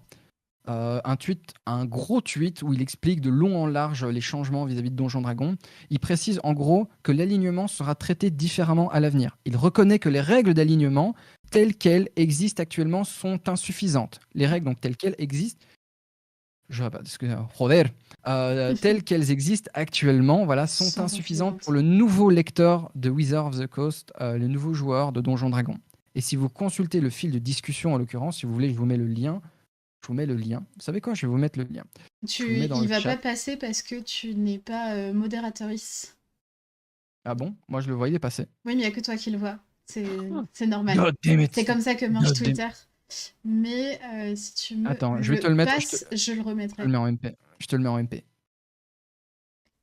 Ça Je te marche. le mets en De toute MP. façon, si ça ne te dérange pas, je récupérerai ta liste de ressources des Ouais, choses dont tu as parlé pour les mettre dans la description de YouTube pour que les ça gens marche. puissent aller lire et s'alimenter de tout ça. Je vais te faire un gros tri, entre guillemets, de ce Ouais, qui, vraiment, je pense, pourrait apporter un plus et bien choses sûr. qui répètent un peu. Mais en fait, donc voilà, je disais, il reconnaît en fait que les règles d'alignement telles qu'elles existent actuellement sont insuffisantes pour les nouveaux joueurs de Donjons Dragons. Et si vous consultez notamment le fil de discussion, vous pouvez trouver en fait que les gens soulignent comment faire l'alignement comme vous voulez ne résout pas nécessairement tous les problèmes des races toujours mauvaises. Mm, mm. Donc c'est pas juste un pansement qu'on demande, c'est aller plus loin. Ouais. Donjon Dragon semble vouloir à l'heure actuelle s'éloigner de cette conception négative. Mais tous ceux qui ont été impliqués dans Donjon Dragon dans son existence par le passé ne sont pas spécialement d'accord. Et là, on arrive à cette fameuse cette fameuse vieille garde qui a notamment un sentiment très négatif vis-à-vis de de ce nouveau choix de Donjon Dragon. On pense notamment à Jim Ward, pardon, qui est vraiment un des pères fondateurs de D&D, qui insiste sur la nécessité en fait des races maléfiques dans le jeu. Ces mots en fait illustrent un point très important. Je l'explique. Ouais, bien sûr. Beaucoup en fait de ce qui a été fait dans le passé de Donjon Dragon est intentionnel, notamment le concept des races maléfiques. Et nous sommes encore en train de le déballer aujourd'hui. Pour ceux qui ignorent en fait, comment le dire, Donjon Dragon voulait expressément avoir des bons et des mauvais, partant du principe en fait que les joueurs voudront toujours, naïvement ou candidement, prendre le bien pour vaincre le mal. À l'époque, c'était l'objectif, c'est l'aventure, on va vaincre le mal. Ce qui, dans les faits, en fait, ne s'est pas vraiment passé comme tel. Oui, mais c'est vachement un héritage de Tolkien, ça aussi, tu vois. C'est Voilà. que quoi qu'il arrive, le bien triomphera du mal. Et du coup, on met des espèces, on met des civilisations mauvaises et des espèces bonnes. Mm. Mais en fait, ce bagage, il pèse lourdement en fait sur le présent de Donjon Dragon. Surtout si on considère en fait que des produits comme le Oriental Adventure, les 2 éditions existantes de 2001 et l'autre j'ai oublié, 85 je pense, sont encore activement disponibles à la vente. Alors, quelqu'un comme par exemple le fameux Daniel Kwan, pour ceux qui ne connaissent pas le podcast Asians Represent, donc en gros ils analysent tous les faits, toutes les créations pop culture et geek de manière générale sous le regard notamment de la communauté asiatique qui en ce moment connaît des gros backlash énormes à travers les États-Unis. Ouais, notamment voilà. Parce qu'on dénonce enfin le racisme asiatique qui longtemps a été passé sous silence. Voilà. Et qui a explosé avec le Covid et tout ça. Pour expliquer pour les personnes qui ne sont pas au courant. Voilà, le racisme anti-asiatique a toujours existé, mais on n'en parlait pas. Il était mis sous silence. Et également en France. En France, complètement. Enfin, dans tous les pays occidentaux actuels. Je pense. Et le fait que le Covid l'ait exacerbé a fait que, enfin, des personnes asiatiques ont pris la parole pour pouvoir s'en défendre, quoi. Et pour expliquer ce qui existait. Je pense notamment à des personnalités comme Marie Palot, pour ceux qui connaissent, qui n'hésitent pas d'ailleurs à le montrer de long en large, pour ceux qui veulent vraiment des francophones. Et en fait, Daniel Kwan et bien d'autres en fait, ont parcouru le Oriental Adventure, les 2 éditions de 85 et de 2001, examinant en fait comment le livre perpétue des stéréotypes nuisibles et offre en fait une perspective très très limitée des cultures bien plus diverses que juste les ninjas, les samouraïs et le Nord. Oui. J'adore l'Asie, je regarde Naruto. Ouais. Bon, non, trop bien. Yes, tu veux pas faire un caméo aussi Déjà, réduire l'Asie au Japon. Oui. Ouais, de nouveau, c'est ouais. Ouais. C'est pas une bonne image en fait. Essentialisante, encore une fois. C'est ça. Et là, c'est le truc qui fait mal, c'est parce que ce n'est pas spécialement une bonne image pour une entreprise qui veut représenter l'humanité dans toute sa diversité. Et là, on est d'accord. Continuer à vendre des produits en fait comme ça, ces produits-là en particulier coupent l'herbe sous les pieds de Wizards of the Coast actuel en matière d'inclusion et de diversité. Donc ce fameux passé problématique continue à poser des problèmes maintenant, malgré une bien équipe sûr. qui veut diversifier. Mais bien Donc, sûr, surtout quand tu veux toucher le marché mondial, du coup on en reparlait, c'est on ça. est encore sur de l'économie bien sûr, mais Wizard of the Coast, ils veulent encore toucher plus loin. Et toucher plus loin, c'est toucher les communautés asiatiques aujourd'hui. La Chine est un des principaux euh, Oui. acheteurs en termes de jeux vidéo. C'est les plus... Enfin, si tu fais un jeu qui n'est pas accessible en termes de Mhm. culture à la Chine, tu te coupes la moitié, anglophone en tout cas, tu te coupes la moitié de tes acheteurs potentiels. Et Mhm. donc, pour Wizard of the Coast, toucher l'Asie, c'est encore multiplier ses bénéfices. Sauf que, ben, quand tu as un passé aussi problématique, et même, enfin, même un présent aussi problématique, hein, je pense, on peut Mhm. toujours pas dire qu'ils sont inclusifs, euh, et parfaits, bien sûr. Ben, ouais, tu te coupes d'une grande Clairement. partie de ton public, quoi, potentiel. Ouais, ils doivent faire mieux que ça en fait. Mm. S'ils veulent vraiment tenir leurs promesses, en fait, et que ce soit pas juste des mots vides. Je dis pas qu'en fait on devrait faire comme si ces livres n'avaient jamais existé. Mais Wizard of the Coast, apparemment, de ce que j'en comprends, de ce que j'en perçois, Mm, mm, continue malheureusement de tirer profit de ce matériel-là, notamment via la DM's Guild. mm. Ça, c'est problématique. Ouais. Ce n'est pas que le livre devrait être disponible gratuitement pour tout le monde ou qu'on devrait juste faire comme s'il n'avait jamais existé. C'est loin d'être le cas. Voilà, comme disent notamment les gens, donc là je vais reprendre mon article, les fameux, donc les personnes de Asian Represent. Mm. Le fait que ces livres en fait se vendent bien signifie que les gens ont la capacité d'apprécier les vraies histoires asiatiques et moyen-orientales. Mais Wizard of the Coast minimise ce potentiel en continuant à vendre des produits qui étaient auparavant épuisés dans leur version physique via donc des PDF. Mm. Ils minimisent le potentiel de représentation qu'ont ces histoires, qu'ont ces mythes, ces contes, ces légendes en faisant quelque chose de, Hyper entre guillemets, au réducteur, rabais. quoi. Ouais. C'était il y a 20 ans. La dernière édition, c'était il y a 20 ans. Mm. Certes, c'est vrai, mais le fait qu'il soit toujours présent, achetable et rémunérable, se pose la C'est un question. problème. Enfin, C'est Voilà. La route, en fait, c'est ça le truc. C'est que la route est encore longue, mais on espère que suffisamment de personnes, en tout cas moi j'espère que suffisamment de personnes souhaitent voir également le jeu changer de l'extérieur et de l'intérieur pour continuer, s'il vous plaît, alors là je regarde le ciel, mais à faire avancer les choses. mm. Maintenant, on peut commencer à discuter ensemble, évidemment, des questions d'inclusivité dans la licence JDR la plus vendue au monde et de sa réelle volonté, en fait, de prendre sa responsabilité quant à l'avenir de son jeu et surtout, très important, ce qui fait vraiment fantasmer les vieux joueurs, de son héritage pour les millions et les millions de joueuses à venir à travers le monde. Ce que je tiens surtout à faire remarquer ce soir, et notamment aux détracteurs, tout comme aux fans de Donjons Dragons, c'est que quand on est un monstre aussi impactant que D&D, et qu'on apprend de ses erreurs pour aller vers une meilleure version de soi, même si le chemin est 15 fois plus difficile de par le poids qu'il représente dans notre milieu, hein, ils ont au moins les tripes et de le faire, et ce, même si ça va à l'encontre de sa fanbase originale. Bien sûr.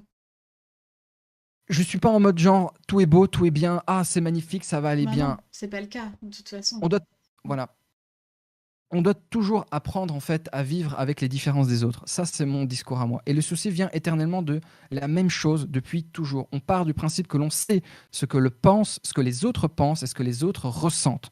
Que ce soit sur la question du genre, des identités, des origines ethniques ou autres types d'origines, évidemment je n'ai que le culturel, voilà, de chacun, on doit se rappeler qu'on a tous, et je dis bien tous, notre place à une table de jeu, que ce soit via la licence Donjons Dragons ou non. Ce qu'elle tente de faire concrètement ici, ce qu'elle tente concrètement de faire, c'est que chacun ait sa place à la table de jeu. Mais à la table de jeu également en interne, table de jeu métaphorique autour de la gestion de la licence, du développement et des questions qui s'en posent là-dedans.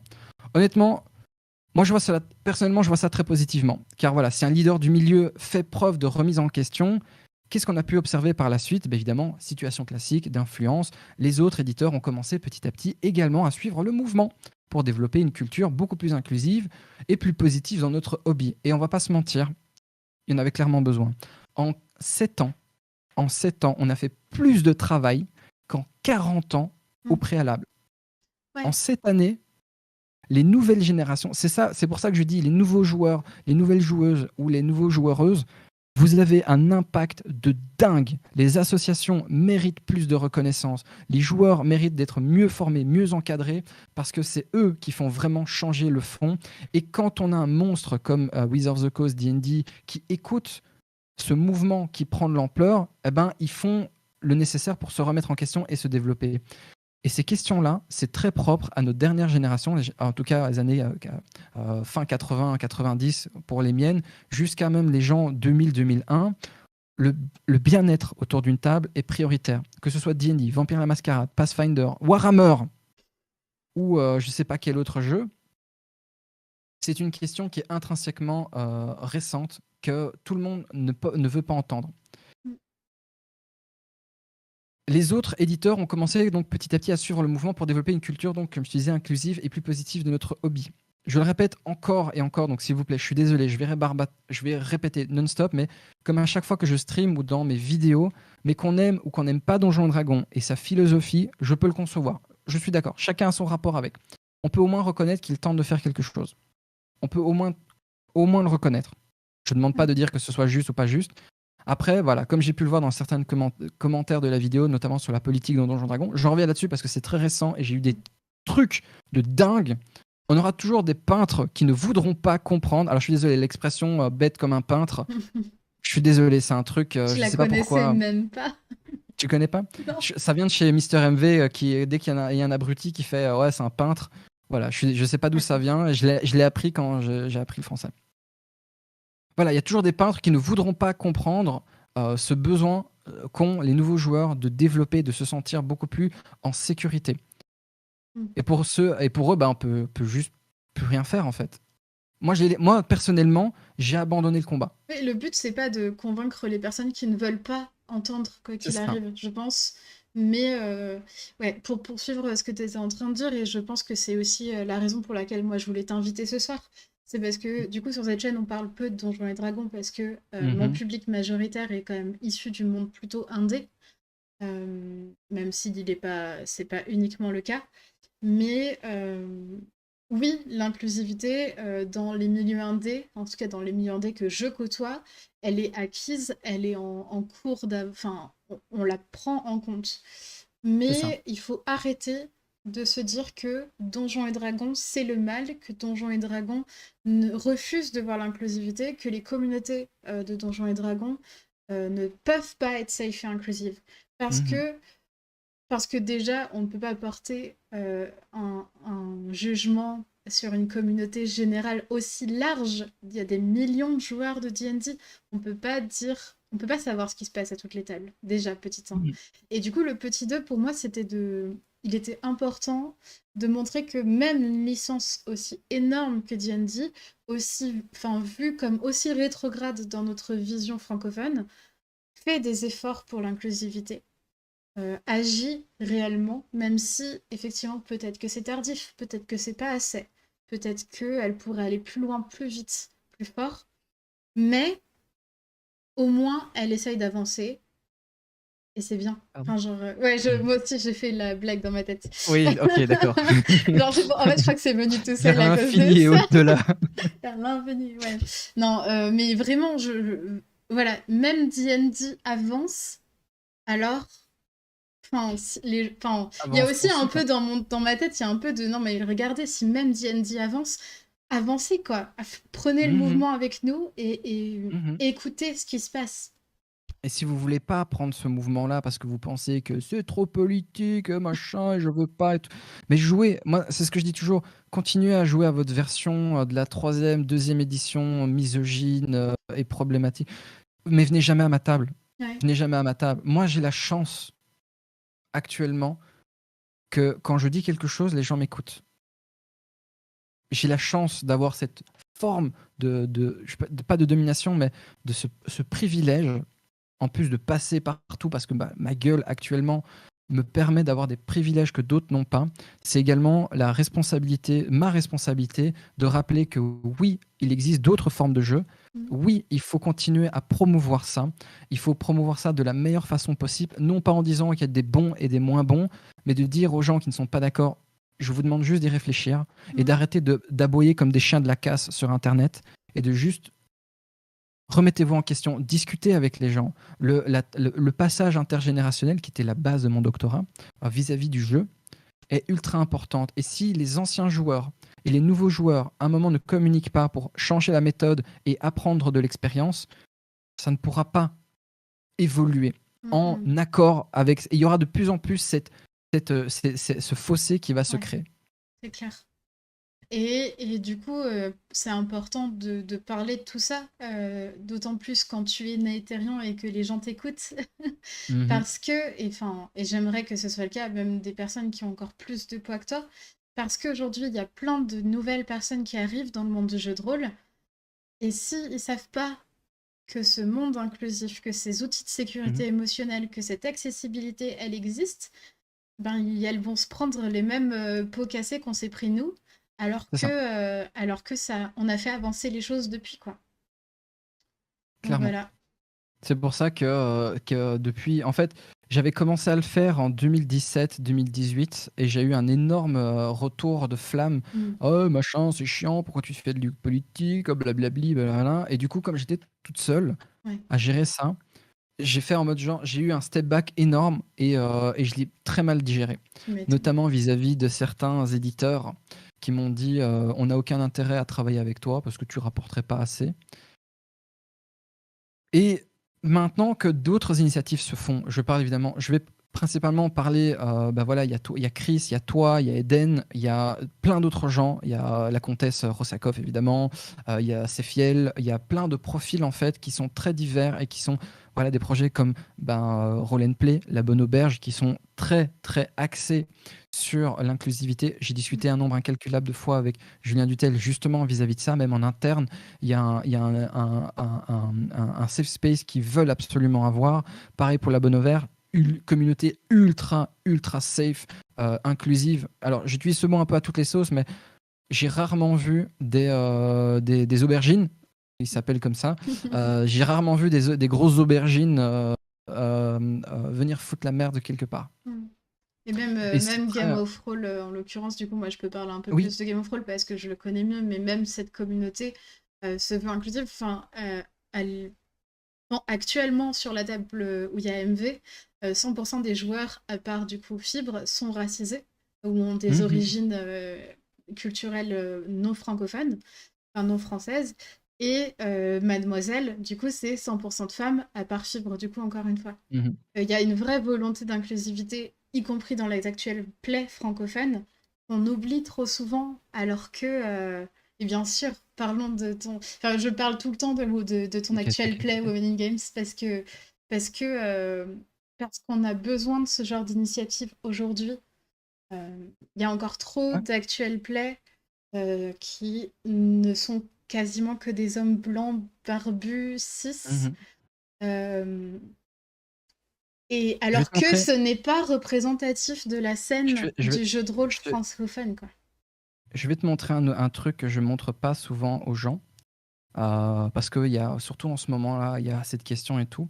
Je vais vous montrer à quoi je ressemblais à 18 ans. Yes. Voilà, le chemin, il a été fait là. Et c'est un truc que je veux pas juste être... oui, c'est bien de faire l'inclusivité. Non, moi, je veux pas juste me contenter de ça. Je suis quelqu'un qui... Alors, je suis désolé, je veux pas rentrer dans le oui, je suis meilleur que les autres et des trucs comme ça. Je veux juste dire que les actions, elles sont possibles. Moi, ma responsabilité, c'est de promouvoir les profils féminins. J'avais commencé avec toi, avec Eden, avec Frimae aussi, parce qu'elle fait des chouettes trucs et que je trouve qu'elle mérite clairement d'avoir plus de visibilité. Je l'ai fait avec les soirées questions pour un rôliste, où les gens gagnaient des produits de chez elle. Je ne veux pas juste me contenter de parler. Moi, je suis quelqu'un qui a besoin de mettre des actions. Et ces actions, c'est notamment soutenir ces associations-là.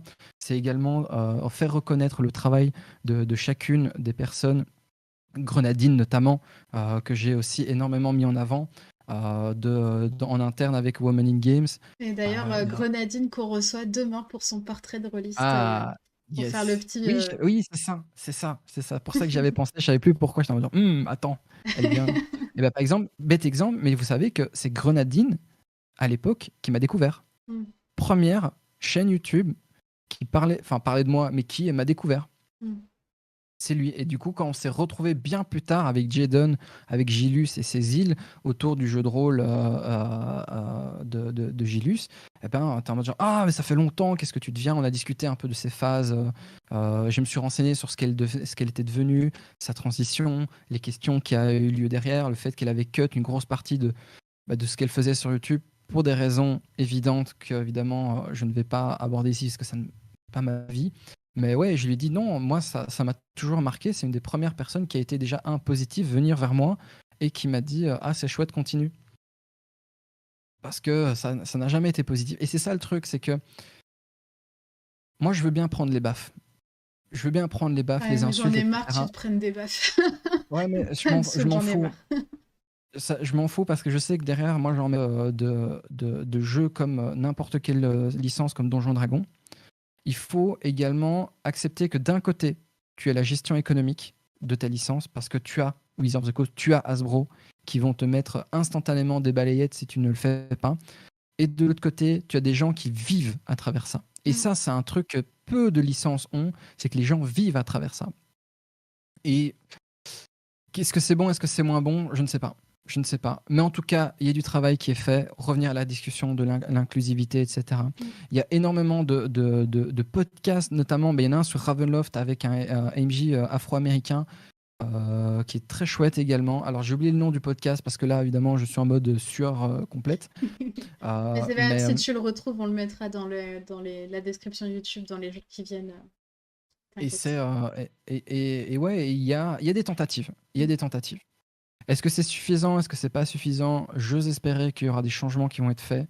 Évidemment, quelqu'un le signalait un peu plus haut qu'il y a eu des problématiques avec les recrutements de Mm. certaines personnes. Voilà. Est-ce que Oui. ça va être bien? Est-ce que ça va pas être bien? Je croise sincèrement les doigts. Je vois les choses de manière positive. À partir du moment où tu as des gens comme Chris Perkins, notamment derrière, c'est la représentation en jeu, leur PNJ, etc. Alors, je Bon, t'avoue que ça fait 1 heure et demie. c'est ça. Ben, je t'invite à attendre la fin du live et aller voir sur YouTube la rediffusion.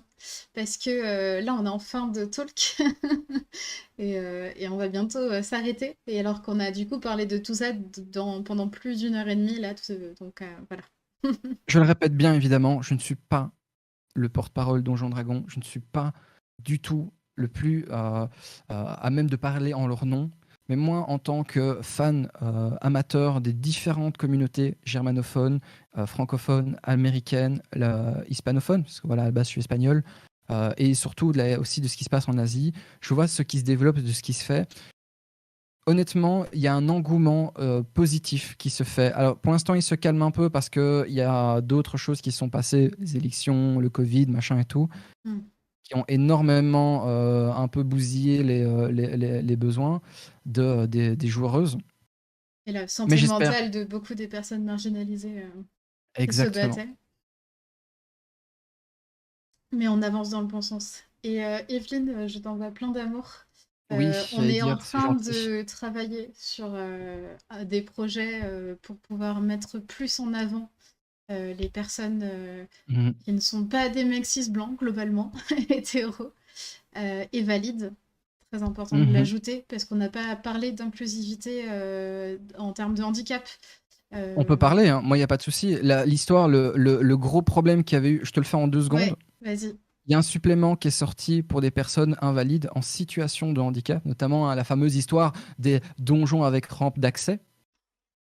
Il Ouais. y a eu des problèmes, il y a eu tout un mouvement, une levée de bouclier parce que machin, dans l'univers fantasy, alors que t'as pas envie d'y jouer, tu le rajoutes pas dedans. Mais il y a eu aussi la question des situations de handicap, Mm. des problèmes de maladie mentale, la schizophrénie, il y a eu plein d'autres, plein d'autres. Donc ces questions-là, oui, elles sont petit à petit abordées et j'ose espérer que ce sera de plus en plus présent. Et, euh, et pour ceux qui ont vraiment besoin de s'attacher aux règles et tout, qui vont également le développer.